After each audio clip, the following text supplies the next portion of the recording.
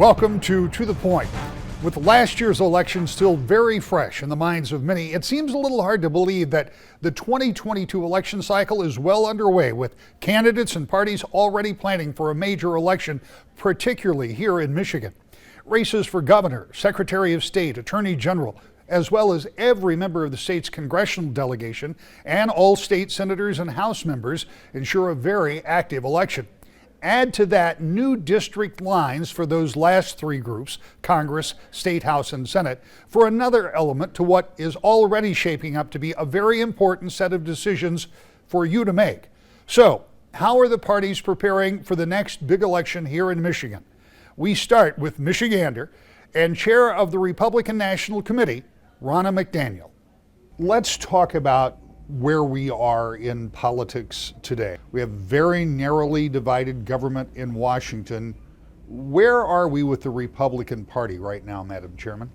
You know, if you look at this past election, it wasn't a blue wave like the Democrats had anticipated with the amount of money and the polling. Republicans actually picked up 15 seats in the House, so we are 5 short of majority in the House. We're 50-50 in the Senate, despite many of our candidates being outspent by 40 million each.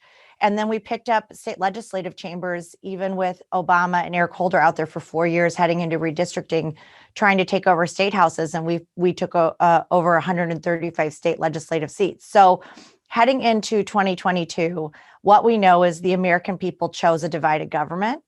They want to see bipartisanship. They want to see people work together. And so far, we've seen none of that, not only from Joe Biden, but from Gretchen Whitmer. They are continuing to play to the party line and not working across the aisle. And that is clearly not what the American people wanted. How do you get there? I mean, you look at the most recent COVID relief package that passed with no Republican votes, yet I assume that there are people in the Republican Party that understand and appreciate that there is a need, because it's been a long, tough year for so many people. And how do you get to that balance when there are a lot of commonalities? So there are a lot of things that many people, I assume, agree on, but we don't seem to see that from a political standpoint.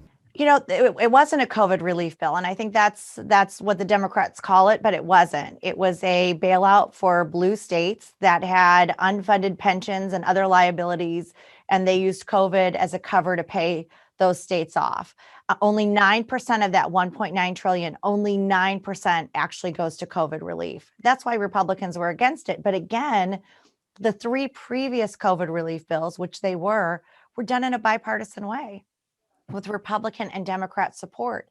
So it says something that now that you've put Democrats in power, they have said, we're not going to work with Republicans at all, despite running on that. I mean, Joe Biden ran on that and passed this boondoggle without working with Republicans. It would have been really easy to sit with them and say, how do we make this better? They didn't. And now the American people are going to pay for this, and COVID isn't benefiting, or cities aren't benefiting with COVID relief at all from this 1.9 trillion.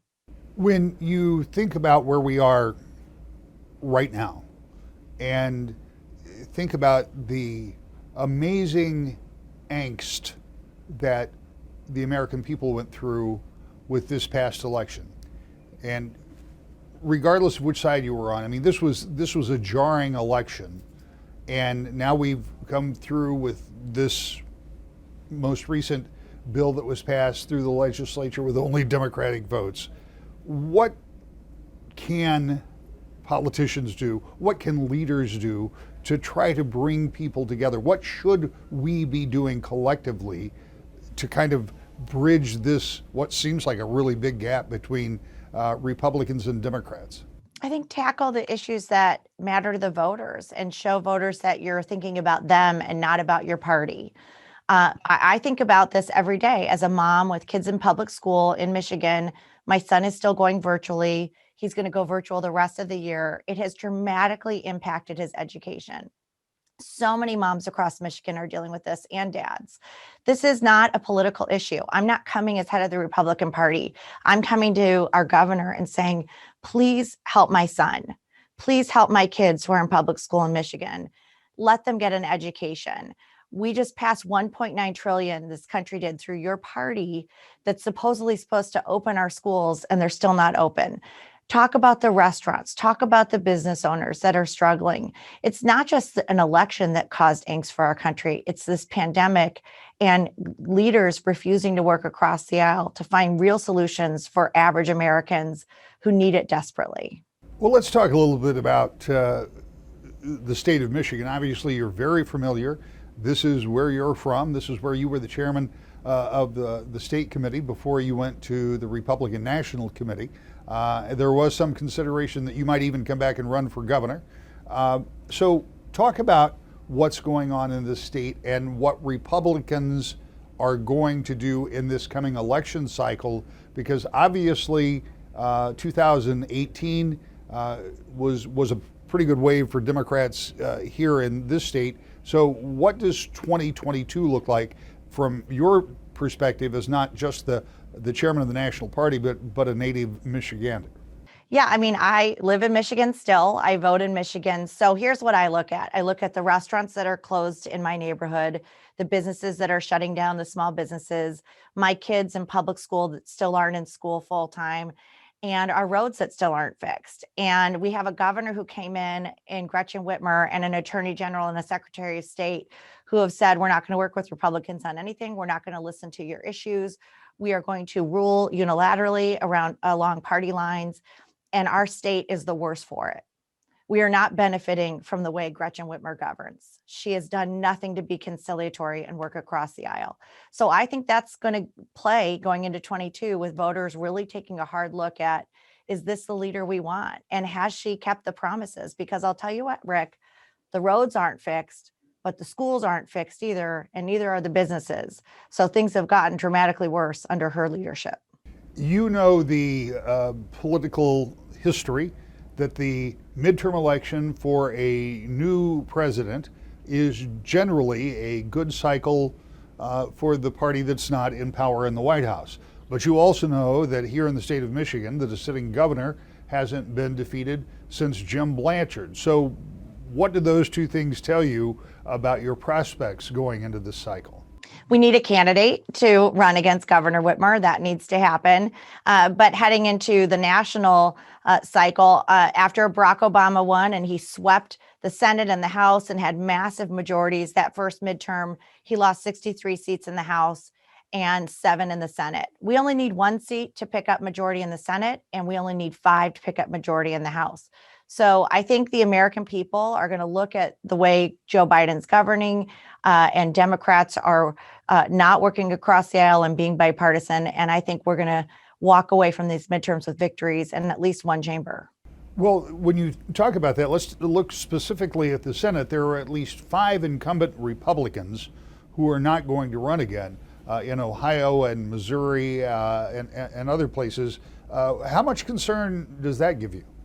I mean, whenever an incumbent leaves, you know you're losing name ID and you have to work hard. But great candidates are stepping up in states like Pennsylvania, North Carolina, Ohio, where we do have these vacancies. Missouri is a recent announcement from Senator Blunt. And then there's opportunities on the Senate side with newly elected senators in Georgia and Arizona that we can hold accountable for their votes. You know, they ran as if they'd be bipartisan. They work across the aisle. They haven't done that. And of course, on the House side, 5 seats to take back the majority and remove Nancy Pelosi as Speaker of the House.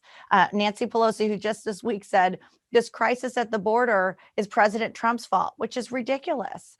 Joe Biden is ignoring the hundreds of thousands of people that are lining up at our border and letting them through. And by the way, don't think this isn't affecting Michigan, because they're relocating these individuals back into other states like Michigan. So it's going to affect our economy. It's going to affect our state. This lack of policy, this lack of immigration policy, which is inundating our borders right now and affecting the entire country.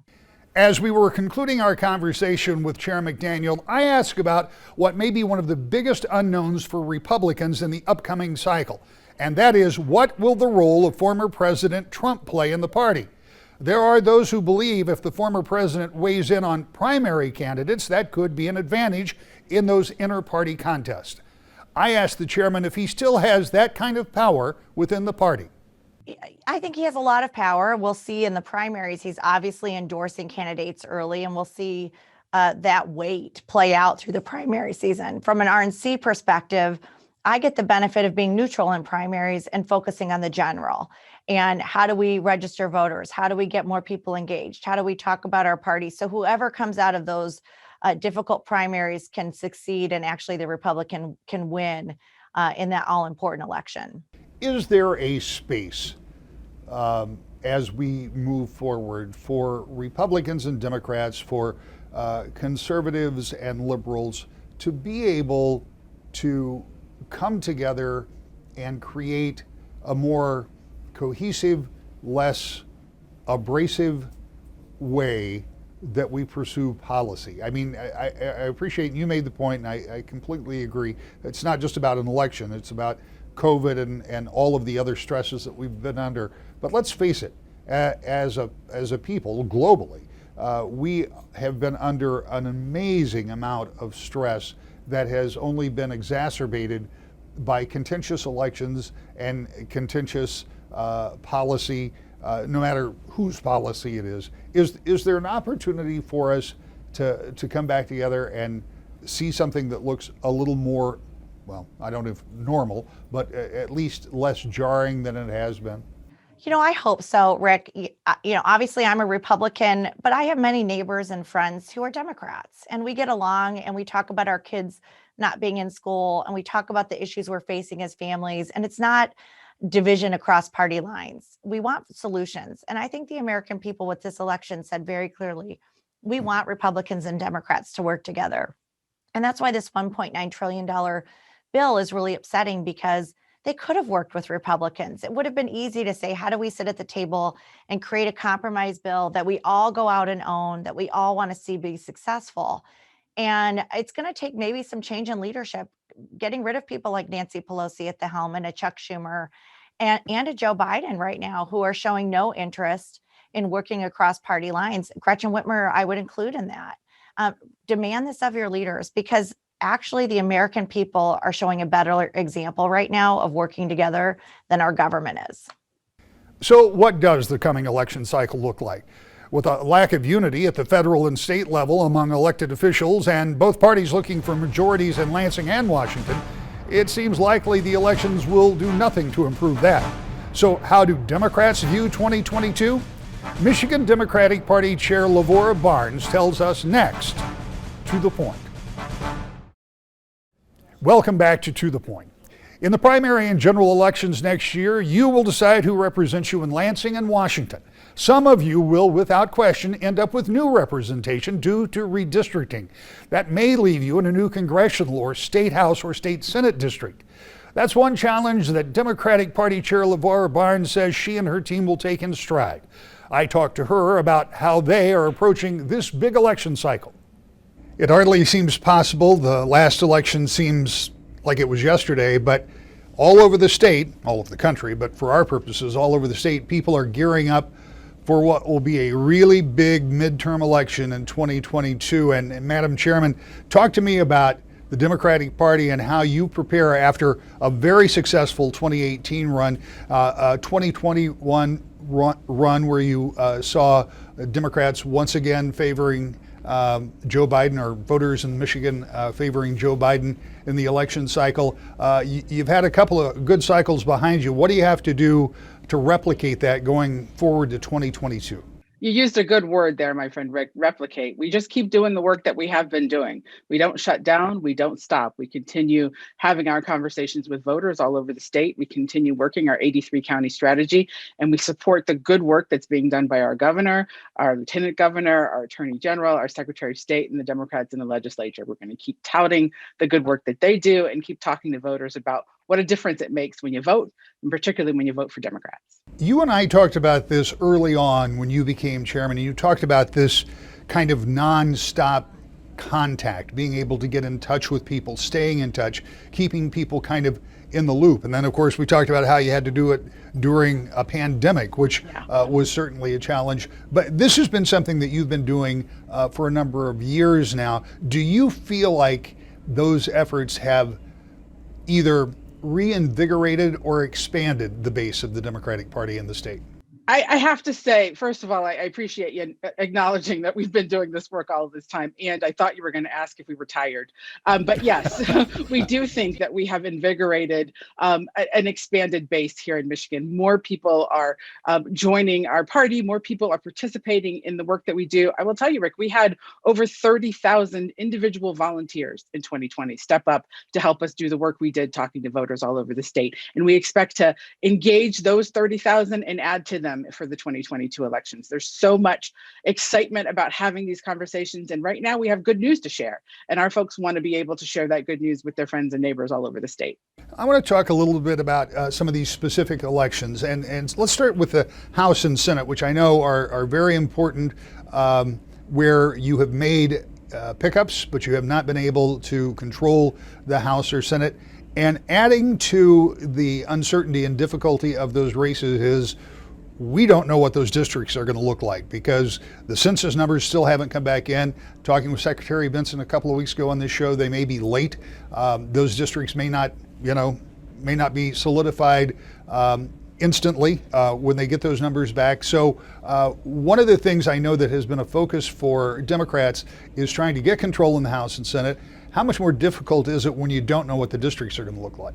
Well, the difficult part, frankly, Rick, was running in some of the most gerrymandered lines in the country. Our folks came at this from a disadvantage point because these lines were drawn to keep Republicans in charge because the Republicans drew them in 2010. These new lines that will be drawn by this independent redistricting commission will be fair. They will be a fair playing field for our folks. And I've always said, give us a fair playing field and we can win. So I'm looking forward to us running in those districts. But you're right, it's going to be a good bit of time before we know what those lines look like. That's why our strategy of talking to voters all over the state and all 83 counties and all communities makes such a difference. Because frankly, right now for us, it doesn't matter what those lines will look like. We'll be having the conversations with voters in all areas. And once we have lines, we'll field a terrific group of great candidates to run in them on the ground that we have built with the conversations we're having in those communities.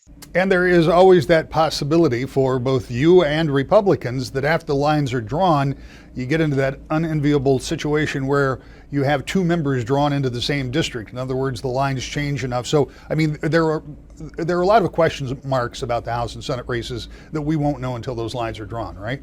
That's exactly right. And, you know, here at the Michigan Democratic Party, we don't play in the Democratic primaries. We allow our Democrats to talk to each other and make those decisions. And then we come behind those full force with whoever gets that Democratic nod. But yes, that is a possibility that there will be folks drawn into districts together. It's happened before. It's just the way things shake out sometimes. In 2018, Democrats took everything on the board in the constitutional office, governor, attorney general, secretary of state. You had pickups in the legislature and the Supreme Court. So in order to be able to do that again, you obviously have to continue whatever the process is that you've been using in communicating. But what does it look like? Let's talk about the governor's race. In our poll from last month, Governor Whitmer had a 52% positive job rating in the Epic MRA poll. But on the question of economy and employment, 69% had a negative view. Obviously, I extrapolate that largely being because obviously businesses have been impacted by COVID and there are people who have been unemployed and all of that angst that goes along with that. On one hand, a positive rating for the job she's doing, but some real concerns about the economy. What does that tell you, or what does that mean that you need to do going into this election?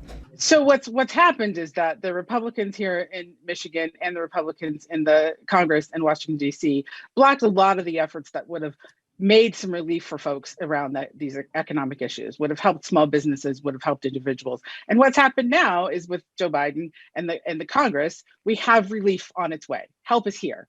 And I think this will make a big difference here in Michigan. Millions and millions of dollars are coming into this state to support businesses, to support individuals, to help our schools. And this money will help our economy and will lift all boats. This is not a grab for the 1%, but this is actually money coming to help individual Michiganders. And that will make a big difference around that economy. But, you know, the big thing I think people are seeing over and over again is that our governor has done a terrific job of managing this COVID response, even without the the Congress and the president on her side. So now that she's got a Congress and a president, things, as you can see, are moving very quickly. Money's coming into the state, vaccines are getting into arms, and this is going to be a positive for all the people that are in Michigan, and you'll see the results when it comes in 2022. I want to come back to the election, but I want to talk about that very COVID relief bill that you talked about, because one of the things that I, as an observer, wonder about, and I think that there are others in the electorate that wonder about it too, is will there come a time when Republicans and Democrats will actually be able to work together? Because we've seen how fractured we have been politically in the past few years. This past election, if nothing else, pointed that out. And now you look at this big bill, $1.9 trillion, and it passed with no Republican votes. Are we in a place now where Republicans and Democrats are just going to go to their separate corners and not listen to each other? Or is there an opportunity for the unity that we often hear called for but rarely see demonstrated? I think there's plenty of opportunity for unity. What we need, though, are for Republicans to step up and be part of that unity. And we're not seeing that. It's fascinating to me that we can see Republicans on social media touting parts of this bill as being good things, talking about what's coming into their state to support their communities, but they voted no.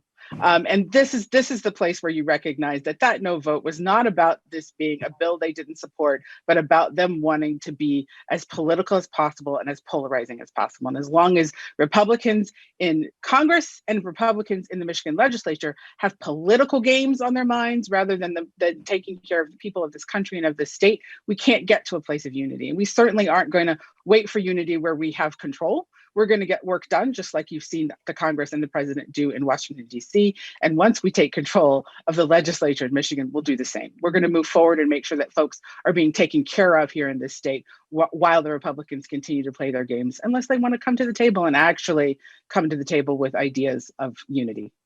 So back to the election of 2022. At the top of the ticket, I assume everything remains the same. You get by without any primaries. That's a leg up, at least from my standpoint, that you don't have to run through 2 full election cycles there. So let's talk a little bit more about those House and Senate races. When you get out there for those, are you going to be able to field candidates in all of those races as you have in the past? We will absolutely have candidates in all of those races. We've expanded our goal to actually have candidates even further down the ballot. We want to be running candidates in all of the county commission races, all of the races up and down the ballot, because we believe the more Democrats who run, the more Democrats will win. So we will absolutely field candidates in all of those seats, House and Senate. And finally, short time left. We know how rough it was this last election cycle. I mean, it was, I've called it jarring. Can we expect a replay of that here in Michigan in 2022? Is it going to be bare knuckles fighting again? I honestly don't think so. I think that a lot of the bare knuckles fighting came because of who that Republican nominee was for president, the sitting president at the time. I think here in Michigan, cooler heads will prevail, and we will run a nice regular campaign for governor like we are used to seeing, where people will debate issues and talk about what's important to Michigan voters. Democrats and Republicans know what's on the line in 2022, and they're clearly geared up to do their best to get voters to choose their candidates in November of next year. Between now and then, you will be inundated by mailers and commercials, even knocks on your door, asking for your vote. And we'll be here bringing you the candidates and the issues every week. We'll be back with the final thought next. To the point. In addition to pivotal elections in 2022, there will be an election this year for a Senate seat in Kent County, left open when Senator Peter McGregor opted to run for Kent County Treasurer, leaving 2 years remaining in his term. Already, candidates are lining up for the primary campaign, and we'll introduce you to them in a coming show. That's all this week. We'll see you next time. To the point.